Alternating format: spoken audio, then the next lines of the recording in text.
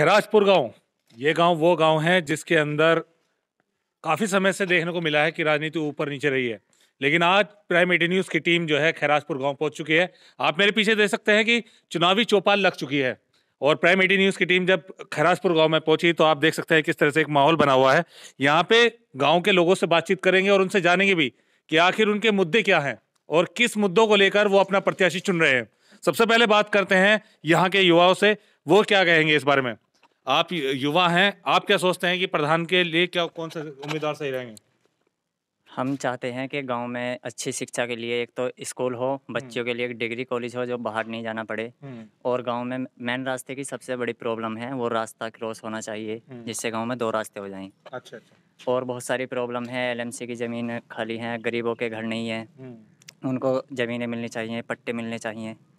और उधर परली तरफ एक नाली का बहुत बड़ी प्रॉब्लम है, गंदा पानी गांव से बाहर निकलने की बहुत बड़ी प्रॉब्लम है, जो नाली बन जानी चाहिए। अच्छा, तो अगर आप युवा देखें, क्योंकि हमारा देश जो है खेल प्रतियोगिता में सबसे आगे रहता है और गांव के जो युवा हैं वो सबसे ज़्यादा भागीदारी करते हैं, क्या ग्राउंड की फैसिलिटी है यहाँ? ग्राउंड की फैसिलिटी नहीं है क्योंकि गांव में जो ज़मीन नहीं है अभी खाली, ग्राम पंचायत की ज़मीन पे कब्जा है कुछ लोगों का, वो खाली कराकर वहाँ पे एक ग्राउंड भी बना देना चाहिए जिससे गांव के लोग जो युवा हैं वो खेल प्रतियोगिता में भाग ले सकें। बिल्कुल बिल्कुल, क्या बेहतरीन बात कही है, क्योंकि गांव में जो चीज़ें कमी दिखती हैं वो युवाओं को जरूर दिखती हैं और ये चीज़ सामने सब आती हैं। लेकिन अब जो है बुजुर्ग हैं उनसे भी बातचीत करेंगे, वो बताएंगे कि गांव की क्या क्या समस्याएं उन्होंने देखी हैं और किन किन समस्याओं के लेकर वो आगे के प्रत्याशी को बोलना चाहेंगे। जी जी बोल लो जी। जी बोलिए, क्या क्या परेशानी आपने देखी हैं गांव में अब तक? गांव में तो बहुत परेशानी देखी है जी। गांव में इतनी परेशानी देखी है जी, जब से हमारा भाई प्रधान बना सरताज अली, इससे अच्छा विकास किसी आदमी ने नहीं करा जी। अच्छा, और इस बार भी इसी को ही चाह रहे हैं जी। अच्छा, तो शुरुआत में आपको लगता है कि गांव में विकास पूरा है या कुछ कमी है या जी पूरा विकास है जी, कोई कमी नहीं है? कोई कमी नहीं आई जी। अच्छा किसी भी तरह की किसी आदमी कोई दिक्कत भी नहीं आई जी। अच्छा, तो बाकी लोगों से भी राय लेते हैं। आप क्या कहना चाहेंगे इस बारे में कि गांव में विकास कितना है कितना नहीं है? गांव में विकास तो कमी है। अब की बार जो पहले 5 साल में हुआ वो भी ठीक हुआ और जो अब आगे के लिए है उसके लिए भी आगे के लिए ठीक ही होगा। अच्छा, तो आगे के लिए कोई चैलेंज देना चाहते हैं प्रत्याशी को कि भाई हमारी ये चीज़ नहीं हुई है, इस पर गौर करें, या हमारे ये बच्चों की पढ़ाई के बारे में, हमारे खुद के बारे में कुछ ऐसे चुनौती देना चाहेंगे? गांव में बच्चों के खेलने के लिए कोई जगह अभी है नहीं। जो कुछ जगह है उसको खाली करा के जो ये प्रधान जो भी बने वो इसकी समस्या बच्चों के लिए खेलने की सुविधा जरूर हो। अच्छा अच्छा, और कोई परेशानी है जो गांव में देखने को मिलती है जिसको लेकर आप प्रधान से कहना चाहते हैं, प्रत्याशी जो हैं उनसे कहना चाहते हैं कि वो उस पर गौर ज्यादा करें? ऐसी वो कई समस्या है, जैसा कि राशन है, कोटेदार है, वो कोटा पूरा नहीं देता है। अच्छा, पीछे वो कोटा दे ही नहीं रहा था जब से सरताज अली प्रधान हुए थे। इन्होंने 5 साल बहुत मेहनत करने के बाद कोटा बंटवाया है, तो इसलिए गांव की जनता बहुत खुश है। जैसे कि ज़मीन है, ज़मीनों पे बहुत दबंगों का कब्जा था, इन्होंने कई से ज़मीन खाली कराई है। उसमें खाली होने के बाद जो है फिर भी कब्जा उनका फिर भी है। लेकिन अब क्या जाए, प्रधान जी अगर प्रधान बने तो अब क्या जरूर उनको पूरा करेंगे। चलिए, काफ़ी लोग बातचीत कर रहे हैं कि हमारी ये परेशानी है, हमारी वो परेशानी है। विकास के बारे में बात की तो उन्होंने विकास के बारे में, लेकिन सबसे पहले आज जो जिनसे बात कर रहे हैं वो सीधे प्रधान प्रत्याशी हैं, उनसे बातचीत करते हैं क्योंकि वो भी सामने हैं और वो ही बताएंगे सारी चीज़ों को लेकर। प्रधान जी, आप देखा किस तरह से लोग बात कर रहे हैं, क्या बता रहे हैं क्या नहीं कह रहे हैं, क्या इनकी बातें सही है या आप कुछ समझते हैं विकास अभी पूरा हुआ है नहीं हुआ है? नहीं, देखिए विकास तो अभी पूरा नहीं हुआ है। विकास तो होगा, अब होगा अगर हमें दोबारा मौका मिलता है।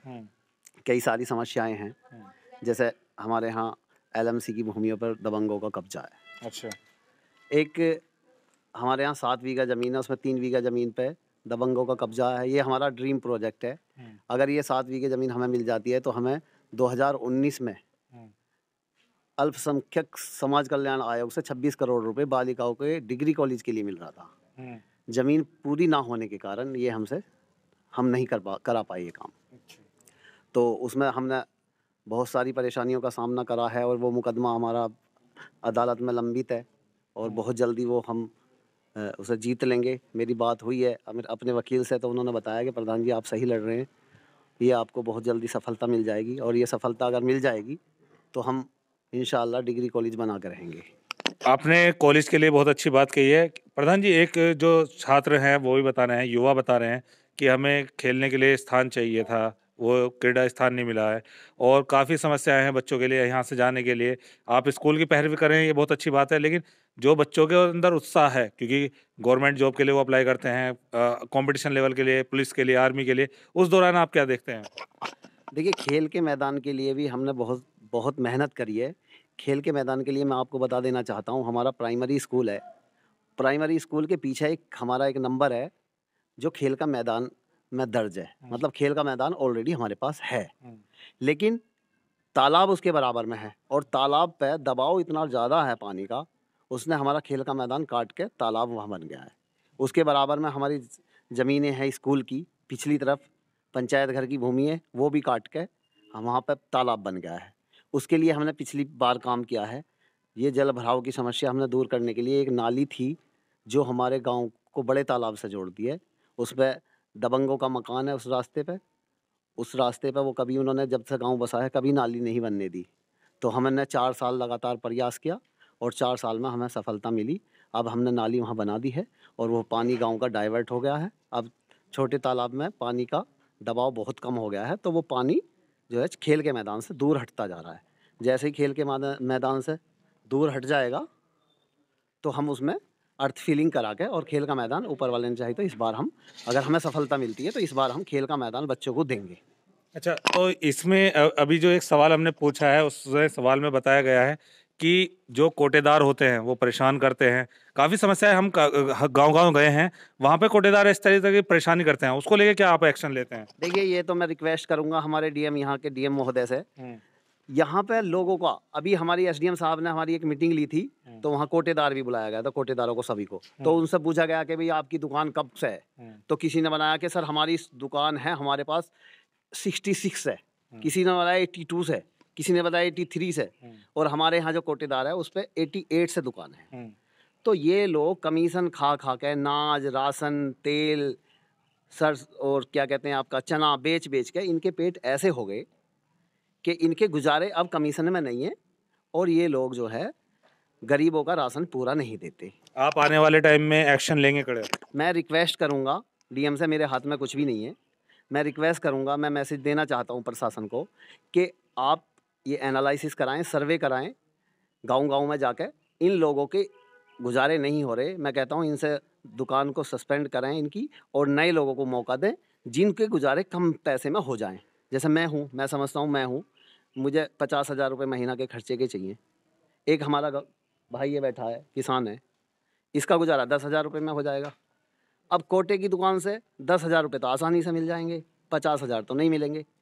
तो ऐसे लोगों को हटाया जाए जिसके गुजारे बड़े हैं और छोटे लोगों को राशन की दुकानें दी जाएं जिनके गुजारे छोटे हैं। तो ये समस्या मैं समझता हूँ इस तरह से समाधान होना चाहिए इनसे।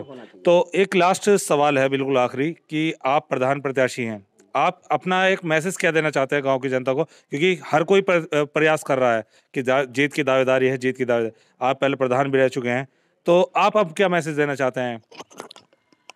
मैं मैसेज देना ये चाहता हूँ कि विकास को वोट दें।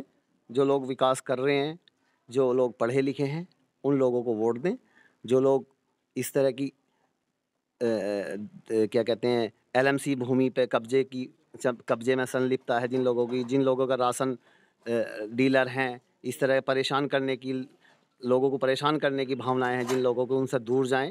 और एक और रिक्वेस्ट करना चाहता हूं सभी प्रत्याशियों से, ये खर्चे जो हैं, देखिए डिजिटाइल हो गया आप सब कुछ, इतना खर्चा कर रहे हैं हमारे प्रधान बंधु, ये सब मैं समझता हूँ बिल्कुल गलत है। अब आप ज़मीन बेच बेच के प्रधानी के इलेक्शन में पैसे खर्च कर रहे हैं, इसका रिटर्न तो होगा नहीं कुछ, फिर आप करप्ट होगे, आप उल्टे सीधे काम करोगे, फिर आप जेल जाओगे, फिर जांच होंगी। तो मैंने 5 साल काम किया है, मैंने देखा है, ऐसा कुछ इतना बड़ा ऐसा नहीं है कि आप इसमें बहुत बड़े मोदी बन जाओगे, बहुत बड़ी या पोजीशन कोई मिल जाएगी। पोजीशन आपकी आ जाएगी। खर्च कम करें, मेरा कहने का मतलब ये है। खर्च से सवाल ये तो नहीं है कहीं शराब वराब बटना या पैसे ऐसा का बटना, या उसको लेके भी कुछ चलता है? क्योंकि इलेक्शनों के दौरान इस चीज़ पे सबसे ज़्यादा प्रशासन सख्त रहता है। क्या गांव के जिम्मेदार लोग भी इस पे देखते हैं? हाँ, ये सब हो रहा है और प्रशासन भी बहुत सख्त है इस पे। इस बार मैंने देखी है सख्ती, पिछली बार से ज़्यादा सख्ती है और खर्चा फिर भी ज़्यादा ही हो रहा है। अच्छा। तो इस पे थोड़ा सा और नियंत्रण करने की ज़रूरत है और लोगों को जागरूक, सबसे बड़ी बात है, लोगों को जागरूक होने की ज़रूरत है और वोटरों को जागरूक होने की ज़रूरत है कि विकास को वोट दें। खाना खा के या मिठाई खा के या शराब पी के इस तरह से वोट ना दें और इस तरह के प्रलोभनों से दूर रहें। तो ये थे हमारे साथ खैरासपुर के लोग जो बिल्कुल साफ तौर पे बता रहे हैं कि किस तरीके से विकास को सबसे पहले बढ़ावा दे रहे हैं, क्योंकि सभी गांव चाहता है कि उनके गांव का विकास हो और यही चीज़ देश में देखने को मिलती है।